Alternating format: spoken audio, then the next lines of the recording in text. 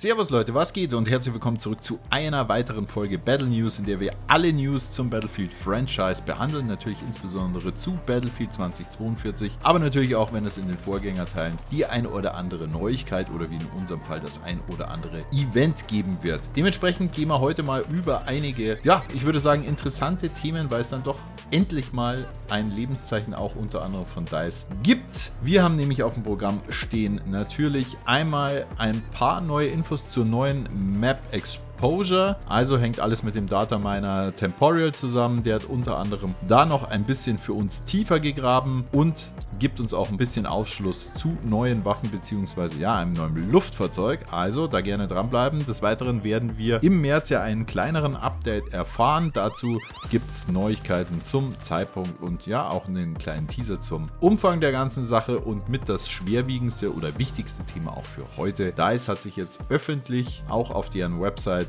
geäußert und bringt die Community Loop, wie sie es nennen, jetzt in Bewegung. Haben hier insbesondere zur Map-Verbesserung das ein oder andere Thema angeschnitten und bitten da eben auch um Community Feedback. Um was es da geht, schauen wir uns an und am Ende werden wir vielleicht auch den kleinen Ausblick wagen, ob das Ganze Battlefield 2042 helfen wird, beziehungsweise von retten und so. Lassen wir mal die martialischen Begriffe für heute. Also, ich freue mich, wenn ihr mit am Start seid und auch bleibt und wir gehen rein ins heutige Video. So, normalerweise würden wir an der Stelle ja immer mit den wöchentlichen Missionen starten. Die sind aber derzeit ausgesetzt. Das liegt ganz einfach an natürlich dem Szenario, das wir alle aktuell aus dem Russland-Ukraine-Konflikt aus den Medien kennen. Da möchte ich jetzt auch gar nicht weiter drauf eingehen, weil Krieg ist nie was Gutes, selbstverständlich, und ist auch ein bisschen ein Grund, warum ich zurzeit auch kein Battlefield 2042 streame, weil es natürlich auch vom Szenario ein bisschen sehr nah dran ist an dem, was wir aktuell so erleben. Klar, das eine ist Game und das andere ist Real Life. Also trotz alledem, irgendwie fühlt es sich nicht so passend an, zumindest für mich. Da würde ich aber auch niemanden verurteilen, der da anderweitig vorgeht. In jedem Fall sind die wöchentlichen Missionen auf jeden Fall ausgeschlossen. Da gibt es nichts Neues und es bleibt auch beim Stand von letzter Woche, dass eben die Skin für den russischen Helikopter für diejenigen, die den nicht abgreifen hatten, auch erstmal verborgen bleiben werden. Wie es da weitergeht, angeblich nächste Woche soll es dann weitergehen mit wöchentlichen Missionen, werden wir dann natürlich gemeinsam wieder sehen. Also steigen wir ein bisschen tiefer ein in die neue Map Exposure und da gab es ja lange nur so einen, ich würde mal sagen, von der Qualität sehr, sehr schlechten Screenshot und da hat Temporal uns mit wirklich etwas Besserem versorgt, gerade qualitätstechnisch, und jetzt würde ich sagen, werden wir das Ganze auch einfach mal vielleicht ein bisschen für uns interpretieren. Könnt mir da gerne eure Meinung dann dazu auch wieder in die Kommentare packen. Also wir schauen uns die Map einmal an. Wir haben hier Gebirgsketten, wir haben Täler, wir haben Wald und was mir persönlich gut gefällt, wir haben hier einiges an Erhebungen. Wir sehen natürlich auch im Hintergrund nochmal Flugzeuge am Start sein. Bin mir jetzt gar nicht sicher, es sieht ein bisschen nach MiG-29 bzw. dem Nachfolger der MiG-29 dann wahrscheinlich für Battlefield 2042 aus. Könnte aber auch das bestehende Kampfflugzeug sein. I don't know. Und in jedem Fall sehen wir aber auch mit diesen Hotspots, da hinten haben wir wieder eine Satelliten- oder Wasser-Irgendwas-Turmanlage, Village und so weiter. Man sieht leider wieder, dass halt die Karte unglaublich groß ist. Und ich meine, das ist einfach so ein Hauptproblem bei Battlefield 2042. Also ob wir damit glücklich werden, vielleicht wird es ja zumindest optisch und von Vegetation etwas besser. Auf jeden Fall hat man eben deutliche Höhenunterschiede, auch so in der Fläche, dass es vielleicht mit der Deckung dann auch gleich mal ein bisschen besser hinhauen wird. Wir sind gespannt. Was sagt ihr zu dem ersten Sneak Peek? Könnte das was werden oder wird es der gleiche Rotz wie immer? Weiter gehen wir mit den geleakten bzw. ja, herausgegrabenen Temporal-Daten zu neuen Waffen bzw. auch zu einem neuen Fahrzeug. Und zwar, wann das kommt, das wissen wir natürlich nicht. Ob es überhaupt kommt, das kann man aus den Daten auch nicht ableiten, aber auf jeden Fall wurden 6 weitere Waffen gefunden, unter anderem das AM-17, CRB Scout, also eine Sniper-Waffe, das eine oder andere Sturmgewehr, 2 Pistolen und so weiter. Also könnte man sich durchaus realistisch vorstellen. Und ganz interessant, ein neuer Kampfhelikopter, der ja angelehnt ist an einen US-amerikanischen Aufklärungshelikopter, nämlich dem Ra-66 Comanche. Und also zumindest so von der Inspiration ja, sieht soweit halt ein bisschen moderner, bisschen cooler aus. Vielleicht so ein wendiger Apache könnte sowas werden. Also mal sehen. Wäre halt dann auch mal die Abwechslung quasi zu der Unterscheidung, zu der Battlefield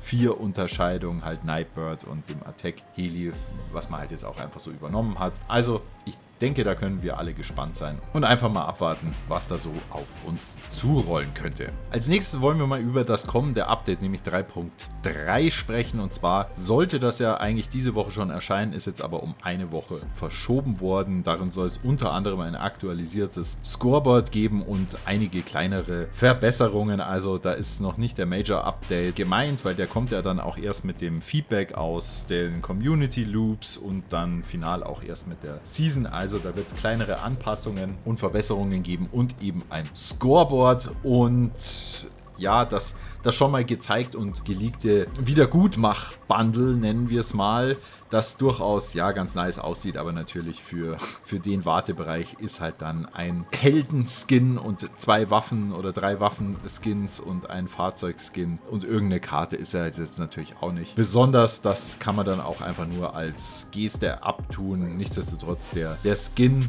für McKay ist auf jeden Fall ganz nice. Das sieht schon cool aus, weil ansonsten läuft er eher rum wie so ein Dulli, würde ich schon fast sagen. Also ich denke, das ist soweit in Ordnung. Das kann man sich auf jeden Fall mal reingönnen. So, und damit wollen wir abschließend jetzt auch in das größte und wichtigste Thema einsteigen. Und das ist, DICE hat sich offiziell zu den Maps geäußert, beziehungsweise zu den Punkten, die sie jetzt mit der Community gemeinsam angehen werden. Da gibt es mehrere Unterkategorien. Einmal von Bewegung auf den Maps, der Intensität, Sichtfeld und Sichtbarkeit, Pfade und Deckung, wobei mit Pfade vermutlich auch der Weg bis hin zu den nächsten Flaggenzielen und so weiter gemeint ist. All das werden wir jetzt einmal, zumindest ansatztechnisch auch einmal durchgehen. Ich filter euch da die wichtigsten Dinge raus. Was ihr in jedem Fall tun könnt, ist das Ganze euch nochmal komplett selber reinziehen, aber ich möchte jetzt auch nicht hier auf Märchenstunde machen und euch das Bestehende einfach nur vorlesen. Deswegen verlinke ich euch den kompletten Community-Blogpost nochmal in der Videobeschreibung, also an der Stelle gerne abchecken. Nichtsdestotrotz gehen wir jetzt einmal auf die wichtigsten Themenblöcke gemeinsam ein. Erkannt haben sie auf jeden Fall das Thema Bewegung auf den Maps, insbesondere auf den 128 Spieler-Maps, dass die Abstände zwischen Flaggen und Spawns einfach viel zu groß sind. Und was ich auch irgendwie cool finde, sie haben es auch für sich selber reingeschrieben, dass sie das Feedback des Walking Simulators bekommen haben. Und ja, also wenn sie es reinschreiben, dann gestehen sie sich das auch ein bisschen ein. Also daran soll auf jeden Fall gearbeitet werden und in Verbindung dazu steht auf jeden Fall die Position der Basis-Spawns zu den einzelnen Flaggenpunkten, auch die Abstände und inwieweit das Ganze eben verbessert werden kann, auch im Hinblick auf ein All-Cap-Szenario. Das bedeutet, wenn alle Flaggen vom Feind eingenommen wurden, wie man dann am besten aus dem Spawn rauskommt und ob man überhaupt noch rauskommt. Im nächsten Punkt kommen sie auf die Intensität zu sprechen und damit ist sowohl die positive als auch negative Intensität gemeint. Insbesondere im Breakthrough-Modus mit 128 Spielern haben sie eben identifiziert, dass es da auf den 2 Flaggenpunkten dann durchaus viel zu chaotisch zugeht, zu viele Fahrzeuge im Spiel sein können und sie werden auf jeden Fall mehrere Varianten dahingehend prüfen,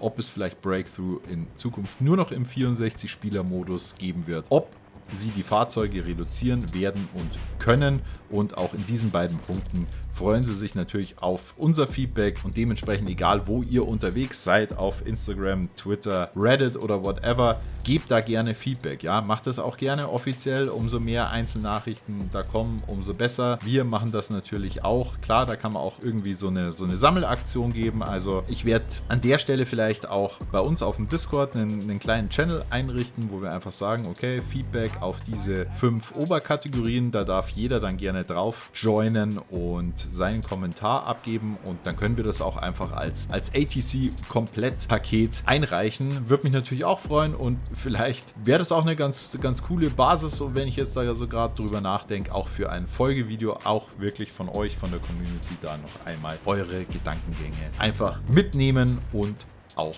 in ein Video packen. Gut, und als nächstes gehen wir auf die Punkte Sichtfeld und Sichtbarkeit ein, beziehungsweise die 3 nächsten kommenden Punkte, die sind alle so ein bisschen gemixt. Also grundsätzlich geht es darum, dass eben die Karten viel zu plan sind. Also wir haben zu wenig Höhenunterschiede. Man kann sehr, sehr weit und lang sehen und deswegen sind halt die Spieler auch dazu verpflichtet, meistens Long-Range-Waffen mitzunehmen, was ich überhaupt nicht sehe. Also da glaube ich, sind sie nicht so ganz in ihrem Feedback der Realität zugewandt, weil das machen trotzdem die wenigsten, dass die Long-Range mitnehmen. Klar, lange Visiere und natürlich meine heißgeliebte AC-42 nicht. Mit der dann über 800 und was weiß ich, wie viel Meter die Leute dann da weggelasert werden. Also das muss auf jeden Fall angepasst werden. Das Ganze soll auch insbesondere mit den Themen Pfade und Deckung, das schlägt in die gleiche Kerbe. Also welche Wege führen ans Ziel und wo gehen die natürlich lang und wie sind diese gesichert? Wie soll das Ganze mit Deckung zusätzlich versehen werden? Und das ist auf jeden Fall ein wichtiger und weiterer Punkt, die sie einfach angehen und verstärken werden. Und ich denke, das ist Map-Design technisch oder auch programmiertechnisch nicht so schwierig, weil die Grundstruktur ist ja schon da und dementsprechend kann man natürlich auch gerade in den offenen Flächen weitere Erhebungen oder Downsets oder was weiß ich was einbinden, also sowohl naturgegebene Deckungsmöglichkeiten als auch richtige Deckungsmöglichkeiten wie Steine, Walls oder keine Ahnung was. Also da ist viel Luft nach oben und sie fragen zwar da nach dezidiertem Feedback, aber da können sie sich ihre Maps halt einfach mal komplett anschauen, weil bis auf den Flaggen ist da meistens viel zu wenig Deckung. Da gibt es natürlich absolute richtige Scheiß-Maps wie Kaleidoscope zum Beispiel. Also da kannst du ja gefühlt von vorne bis hinten einmal durchschauen bis zu den Hochhäusern und ja, also ich denke, da gibt's viel zu tun. Auch denken Sie über die generelle Anordnung der Flaggen und der Zuordnung der Sektoren nach. Dazu blende ich euch auch einfach mal das ein oder andere Beispiel an dieser Stelle ein. Das finde ich sehr, sehr vernünftig. Und dann wird in Summe natürlich auch nochmal nachgedacht, ob man nicht gewisse Teilbereiche von Maps abschneiden kann. Da gibt es ja diverse Studien schon davon. Oder was heißt, Studien ist vielleicht übertrieben gesagt, aber einfach Datenaufzeichnungen, wo die Leute natürlich entlang laufen und wo nicht. Und daraus kann man auch viel ableiten, weil warum laufen die Leute da nicht bei bestimmten Wegen eben nicht lang? Das liegt halt einfach an fehlender Deckung oder dass sie halt einfach Open Field unterwegs sind, dass sie leicht von Fahrzeugen, Flugzeugen, Helis, etc. halt weggeholt werden können. Und deswegen spart man sich solche Wege. Verstärkt man jetzt solche Wege eben mit mehr Deckung, dann kann es auch wieder eine Option werden. Also vernünftige Herangehensweise. Trotzdem tut mir den Gefallen und gebt gerne Feedback dazu. Und ich bin mir auch sicher, dass es da durchaus die ein oder andere Möglichkeit gibt, ganz einfach auch gewisse Kartenbereiche wegzuschneiden, weil man die einfach gar nicht braucht, weil da sowieso nie was los ist. Gerade auf der Schneemap, wo mir der Name gerade entfallen ist, da gibt es ja wirklich Bereiche, da bist du halt nie. Also wirklich nie. Und da ist auch nie irgendwas los. Hat Zuxay ein gutes Video dazu gemacht, wo er auch einmal aufgezeigt hat, welche Bereiche man da wirklich kürzen könnte oder einen Vorschlag gemacht dazu. Und das ist sogar von Parth Welch sogar aufgenommen worden oder hat geantwortet auf jeden Fall darauf, habe ich auf Twitter gesehen. Also solche Dinge. Macht das gerne, werdet da selber aktiv. Am Ende ist es unser Spiel, wir haben dafür gezahlt und jetzt haben wir die Möglichkeit, nochmal offiziell zu reagieren. Wir werden gefragt und jetzt sollten wir meiner Meinung nach auch die Möglichkeit nutzen, da Feedback zu geben und die DICE-Jungs und Mädels, beziehungsweise Mädels und Jungs natürlich, löchern, nerven und am Ende könnte ja vielleicht doch noch was Gutes rauskommen. Dahingehend auf jeden Fall meine Hoffnung. Wie ist eure Meinung dazu? Packt es mir wie immer sehr, sehr gerne in die Kommentare. Und dementsprechend würde ich sagen, bin ich für heute raus. Wie immer, haltet die Ohren steif und bis dann, euer A-Team.